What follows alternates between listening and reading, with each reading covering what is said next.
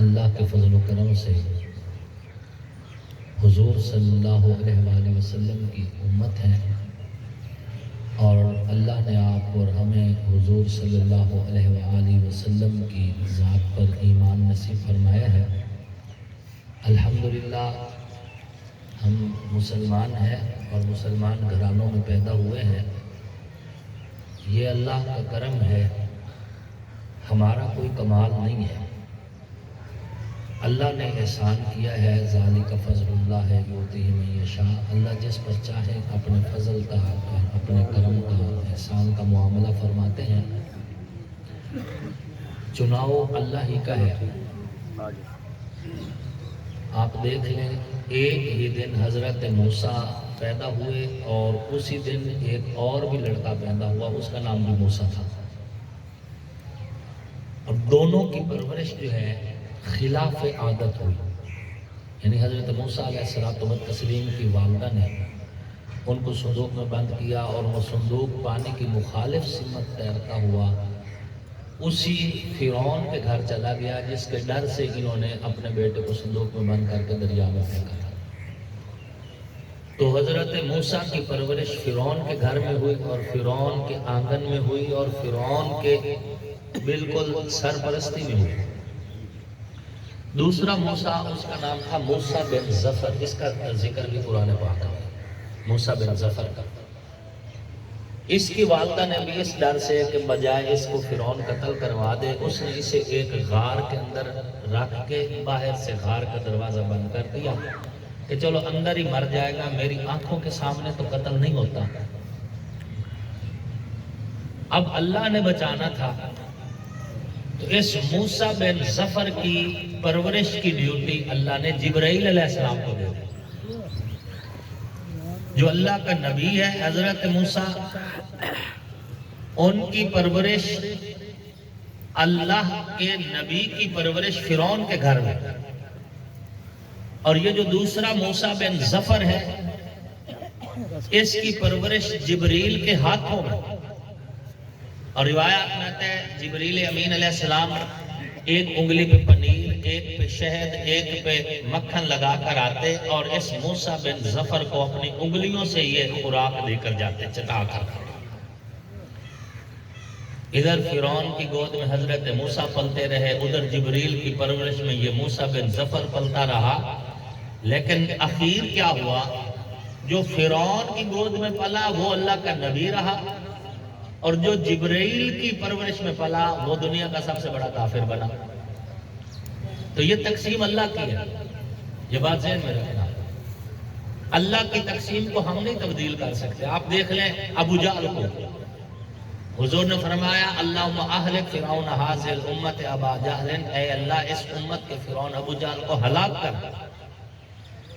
لیکن اسی ابو جہل کا بیٹا حضرت اکرمہ وہ صحابی رسول ہے۔ تقسیم اللہ کی، ایمان نصیب ہو گیا اور اللہ کی راہ میں لڑتے ہوئے شہید ہوئے حضرت اکرمہ صحابی رسول۔ یہ موسیٰ بن ظفر، اس کا قرآن میں ذکر بھی ہے، اسے سامری کے نام سے قرآن نے یاد کیا ہے۔ جو سامری جادوگر کا آپ ذکر سنتے ہیں، یہ وہ موسیٰ بن ظفر ہے۔ ایک عربی شاعر نے بڑی خوبصورت بات کی، فَمُوسَى الَّذِي رَبَّاهُ فِرْعَوْنُ مُرْسَلُ فَمُوسَى الَّذِي رَبَّاهُ جِبْرِيلُ كَافِرًا، کہ وہ موسیٰ جس کی پرورش فرعون نے کی وہ رسول بنا، اور وہ موسیٰ جس کی پرورش جبریل نے کی وہ کافر بن گیا۔ تو آپ اور ہم مکلف ہیں۔ اللہ رب العزت کا کرم سمجھیے، اگر آپ کو نیکی کی توفیق ہو رہی ہے نا تو اسے اللہ کی دین سمجھیے۔ آپ مسجد میں اگر جا رہے ہیں تو اللہ کا انعام سمجھیے۔ آپ اگر 2-4 سجدے کر رہے ہیں تو اسے اللہ کا احسان سمجھیے۔ ہمارے استاد محترم مولانا ظفر احمد قاسم صاحب رحمۃ اللہ علیہ فرمایا کرتے تھے کہ کوئی چھوٹی سی چھوٹی نیکی بھی چھوٹی نہیں ہے، اور کوئی بڑے سے بڑا گناہ بھی بڑا نہیں ہے۔ کیوں؟ کیونکہ اللہ بخشنے پہ آ جائے تو ایک چھوٹی سی نیکی پہ بخش دے، چھوٹی سی نیکی پہ بھی اللہ بخش دے۔ اسے کیا ہے؟ حدیث شریف میں آتا ہے قیامت والے دن ایک بندہ ایسا ہوگا جس کے پاس نیکیاں ہوں گی لیکن ایک نیکی کم ہوگی، جب وہ جنت داخل ہونے لگے گا تو فرشتے اسے روک لیں گے اور کہیں گے کہ پہلے ایک نیکی اور انتظام کر پھر جنت آ۔ پریشان پھر رہا ہوگا حشر کے میدان میں، اس کی ملاقات ایک اور بندے سے ہوگی کہ اس کے نامہ اعمال میں زندگی کی کمائی ہوگی صرف ایک نیکی، جس نے پوری زندگی میں صرف ایک نیکی کمائی ہے۔ اب یہ پہلے بندے کو کہے گا کہ اس ایک نیکی سے میرا کیا بننا ہے، یہ نیکی تو رکھ، چلو تو جنت جا، تو جا جنت۔ اب یہ اپنی نیکی اسے دے گا، اس کی نیکیاں پوری ہوں گی۔ جب وہ جنت داخل ہونے لگے گا تو فرشتے اسے روک لیں گے اللہ کے حکم سے، اور اللہ فرمائیں گے اکیلا جنت داخل کیوں ہوتا ہے؟ جس نے تجھے اپنی نیکی دے کر تیری جنت کی کوشش کی ہے، اسے بھی ساتھ لے اور دونوں اکٹھے جنت میں داخل ہو۔ یہ روایت ہر سٹیج کی بولی جاتی ہے۔ یہ حدیث بتا رہی ہے کہ اگر آپ کسی کے لیے دعائیں مغفرت کر دیتے ہیں، کسی کے لیے چند جملے اچھے بول دیتے ہیں، کسی کی بخشش کے لیے فکر مند ہو جاتے ہیں، تو اس کو تو فائدہ ہوگا ہی ہوگا، آپ کو بھی فائدہ ہوگا، آپ کا بھی نقصان نہیں ہے۔ اس لیے دعائیں کرتے رہا کریں، دعاؤں کا سلسلہ ٹوٹنے نہ دیا کریں، اور یاد رکھیں جن کے پاس والدین کی دولت ہے نا، وہ ان کی عزت کر لیتے ہیں۔ جس بندے نے اپنے والدین کی عزت نہیں کی، اسے کوئی حق نہیں کسی مرشد کے ہاتھ پہ بیعت کرنے کا۔ دنیا میں سب سے بڑے مرشد حضور ہیں، سب سے بڑے مرشد حضور ہیں، اور سب سے بڑے مرشد حضور سیدی و مرشدی حضرت محمد مصطفیٰ علیہ الصلوۃ والتسلیم نے ماں کے گستاخ کا جنازہ نہیں پڑھایا جب تک اس نے معاف نہیں کر دی۔ اور یہ بھی ذہن میں رکھیں، آپ کی اور میرے لیے ولایت کی پہلی سیڑھی ماں باپ ہے، پہلی سیڑھی ماں بھی اور باپ بھی، اور دونوں بڑے اہم ہیں۔ ہمارے ہاں معاشرے کے اندر چونکہ ماں کی شان بہت زیادہ گفتگو ہوئی ہے، ممبر پہ مولوی نے بات کی ہے، نعت خوانوں نے نظموں میں بات کی ہے، اور مورخین نے تاریخ کے حوالے دیے ہیں، ادیب لوگوں نے آرٹیکل لکھے ہیں، اور اس پہ بڑی ماں کی شان میں گفتگو ہوئی ہے، اور یہ مطلب بیان کیا گیا ہے کہ 3 حصے حق ماں کا ہے اور 4تھے حصے حق باپ کا ہے۔ یہ حدیث بھی ہے۔ ایک صحابی نے پوچھا یا رسول اللہ مجھ پر میرے ماں باپ میں سے سب سے زیادہ حق کس کا؟ حضور نے فرمایا تیری ماں کا۔ پھر پوچھا یا رسول اللہ کس کا؟ حضور نے فرمایا تیری ماں کا۔ 4تھی بار حضور نے فرمایا کہ تیرے باپ کا حق ہے۔ لیکن اس حدیث کا یہ مطلب نہیں ہے کہ باپ اپوزیشن لیڈر ہے۔ سارے مشورے ماں سے آپ کریں، سارے فیصلے ماں کے ہوں، ساری ادب احترام ماں کو، اور باپ کی عزت نہ دل میں ہو، قطعاً نہیں۔ یاد رکھیں حق اولاد پر ماں کا زیادہ ہے، لیکن رتبہ باپ کا زیادہ ہے، رتبہ باپ کا زیادہ ہے۔ قرآن یہی کہہ رہا ہے الرجال قوامون علی النساء، اللہ نے مردوں کو فضیلت دی ہے عورتوں کے اوپر۔ قرآن پاک میں اللہ نے مردوں کو مسلط شدہ حاکم بنایا ہے اپنے عورتوں کے اوپر۔ مرد کا ایک اپنا مقام ہے، تیری اور میری جنت میری ماں کے قدموں تلے ہے، اور میری ماں کی جنت میرے باپ کے قدموں تلے ہے۔ یہ بات ذہن میں رکھنا۔ بیوی کی جنت کا دروازہ تو اس کا شوہر ہے، تو اپنے جس طرح ماں کی عزت کرنی ہے اسی طرح باپ کی بھی عزت کرنی ہے۔ باپ میں پیار ماں سے کئی گنا زیادہ ہوتا ہے، لیکن باپ کو اظہار کا سلیقہ نہیں ہے، یا اس کے پاس ٹائم نہیں ہے، وہ مزدوری کرے یا اس کو صرف اپنے سینے سے لگا کے بیٹھا رہے۔ تو بچہ جب آنکھ کھولتا ہے تو ماں کی گود پلتا ہے، ماں کی گود رہتا ہے، ماں کے پاس زیادہ ٹائم چونکہ ماں دیتی ہے تو ہم سمجھتے ہیں کہ ماں ہی سب سے زیادہ ہمدرد ہے، ورنہ اس ماں سمیت اولاد کے سب سے زیادہ نخرے جو اٹھا رہا ہے وہ باپ ہی ہے۔ مزدوری کر رہا ہے، ریڑھی لگا رہا ہے، چھاپڑی اٹھا رہا ہے، مزدوری کر رہا ہے، کھیتوں کو پانی لگا رہا ہے، ٹھٹھرتی راتوں میں کھیتوں کے اندر کام کر رہا ہے، اور جو ہے سارا کچھ جو ڈیوٹی ادا کر رہا ہے یہ باپ ہی ہے۔ پورے خاندان کی ذمہ داری ہاتھ میں لیے بیٹھے۔ اے اہل ایمان، والدین اللہ کی نعمت ہے اور بخشش کی ضمانت ہے، ان کو خوش کریں، خوشامد کی حد تک خوش کریں۔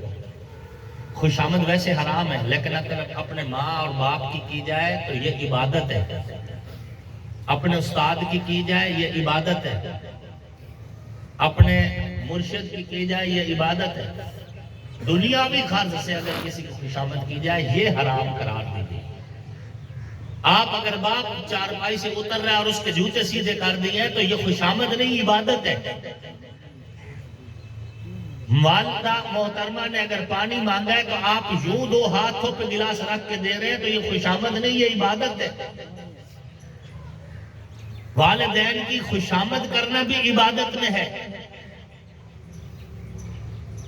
جنت کا دروازہ باپ ہے اور ماں کے قدموں میں جنت ہے، یہ دونوں حدیثیں ہیں۔ ہاں یہ ایک جو آپ کے ہاں روایت بیان کی جاتی ہے کہ ماں کی دعا اولاد کے حق میں اللہ رد نہیں کرتا، یہ حدیث نہیں ہے، یہ کسی مولوی کی تقریر ہے صرف، یہ حدیث نہیں ہے۔ ضعیف حدیث بھی کوئی موجود نہیں کہ ماں کی دعا اولاد کے حق میں رد نہیں ہوتی، ایک ضعیف حدیث بھی موجود نہیں۔ یہ صرف کسی واعظ نے ایک بار تقریر کر دی ہوگی، پھر سنی سنائی بات آگے سے آگے ٹرانسفر ہوتی جا رہی ہے۔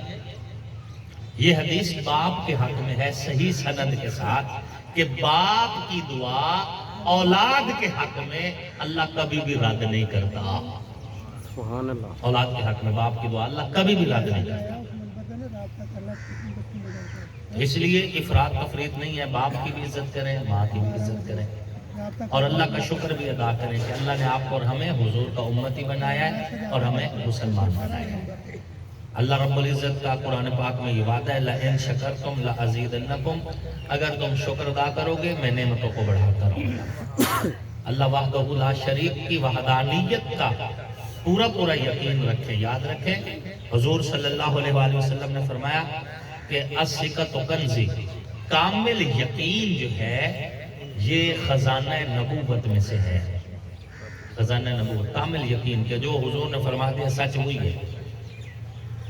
امیر المؤمنین مولا کائنات حضرت مولا علی کرم اللہ وجہہ، حضور صلی اللہ علیہ وآلہ وسلم نے فرمایا اے علی فلاں جگہ پر تو پہنچ، 7 چند صحابہ کو لے جا، تم اس جگہ پر پہنچو گے اور اونٹنی پہ سوار ایک خاتون بھی اس جگہ پہ پہنچے گی، اس کے پاس ایک خفیہ خط ہے، وہ خط واپس لے کر آؤ۔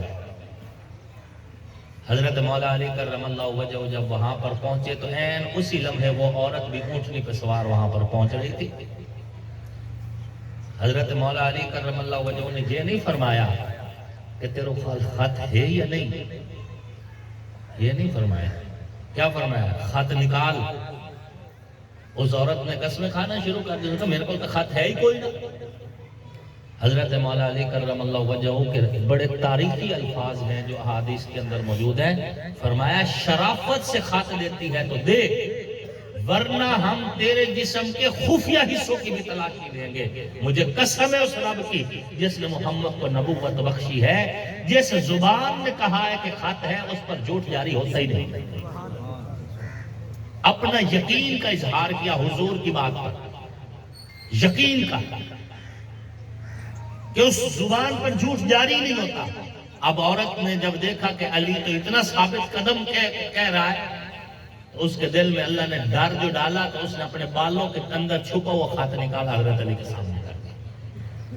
مفسرین اور محدثین لکھتے ہیں کہ حضرت علی کرم اللہ وجہہ کے اس کامل یقین کے جملے نے مسلمانوں کو فتح مکہ کی دولت نہیں۔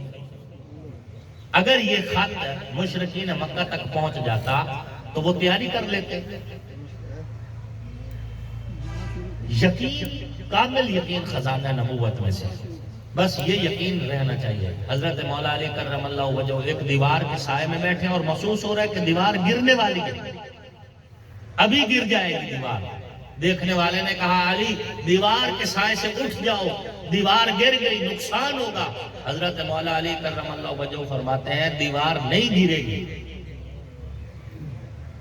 نہیں گرے گی۔ پوچھنے والے نے کہا آپ کو ایسے کیسے یقین ہے کہ نہیں گرے گی؟ فرمایا میں نے حضور علیہ السلام سے سنا تھا علی تجھے تلوار قتل کرے گی۔ جب حضور نے فرمایا کہ میری شہادت تلوار سے، دیوار میرا کیا بگاڑ سکتی ہے؟ کامل یقین، یہی تو الثقۃ کنزی، حضور نے فرمایا کامل یقین خزانہ نبوت میں سے۔ اور حضرت مولا علی کرم اللہ وجہ سے پوچھا گیا کہ جب دشمن ارد گرد گھیرا ڈال کے کھڑا تھا اور حضور آپ کو اپنے بستر پہ سلا کر چلے گئے، کیا آپ کو نیند آئی؟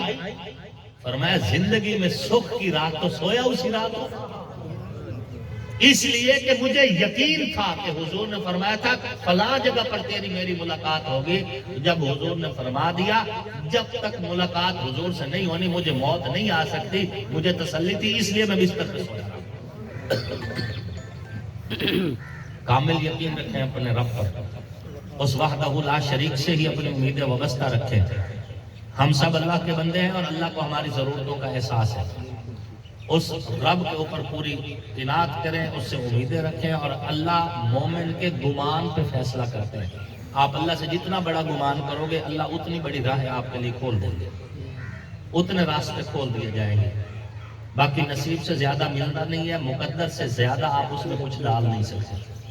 اپنے رب سے یہ مانگے کہ اللہ وحدہ لا شریک ہمیں مصائب میں مشکلات میں نہ ڈالے، عافیت والی، خیریت والی، ایمان اور عزت اور صحت کی سلامتی والی زندگی اللہ سے مانگا کریں، اور ہدایت والی زندگی اور کلمہ اور ایمان والی موت مانگتے رہا کریں کہ یہ آخری فوت کی نہیں ہے، ہم سب موت کے منہ میں ہیں، کسی بھی لمحے ہم نے مر جانا ہے۔ اس کی وحدانیت پر یقین رکھیں، حضور صلی اللہ علیہ وآلہ وسلم کی ختم نبوت پر یقین رکھیں، اصحاب محمد کی نبی علیہ الصلوۃ والتسلیم کی نسبت پر یقین رکھیں، اہل بیت اطہار کی حقانیت پر یقین رکھیں، کیونکہ یہ نسبتیں میری بنائی ہوئی نہیں ہیں نہ آپ کی بنائی ہوئی، اللہ رسول کا فیصلہ ہے۔